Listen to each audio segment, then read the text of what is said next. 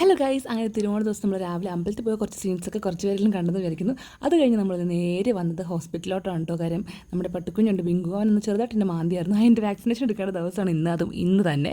അതൊക്കെ കഴിഞ്ഞിട്ട് ഏകദേശം ഒരു ഉച്ചരോട് കൂടിയാണ് നമ്മൾ അത്തപ്പൂക്കളൊക്കെ ഇടാൻ ആരംഭിച്ചത്. അത്യാവശ്യം കുറച്ച് ഗ്രാൻഡായിട്ട് നമ്മൾ ഇട്ടു. കുറച്ച് പൂക്കൾ ഉണ്ടായിരുന്നാലും കുറച്ച് വലുതായിട്ട് നമ്മൾ ഇട്ട് കഴിഞ്ഞിട്ടുണ്ടായി. അങ്ങനെ 1.5 മണിക്കൂറുണ്ട്. നമ്മൾ മീൻസ് ഏട്ടയാണ് കൂടുതൽ അത് പൂക്കളൊക്കെ ഇട്ടത് കേട്ടോ. അങ്ങനെ പൂക്കളൊക്കെ ഇട്ട് കഴിഞ്ഞിട്ട് നമ്മൾ സദ്യക്ക് ഇരിക്കുവാണ്. സദ്യൻ്റെ ഫുൾ ക്രെഡിറ്റ്സ് പപ്പയ്ക്കും അമ്മയ്ക്കുമാണ്. അവർ രണ്ട് ഫുൾ ഉണ്ടാക്കിയത് കേട്ടോ. പിന്നെ ഞാൻ ഇവിടെ വന്നു പിന്നെ എനിക്കൊന്നും ചെയ്യേണ്ട ആവശ്യമില്ല. അതും പറഞ്ഞു കഴിഞ്ഞാൽ അവരെന്നെ എല്ലാം ചെയ്തോളും.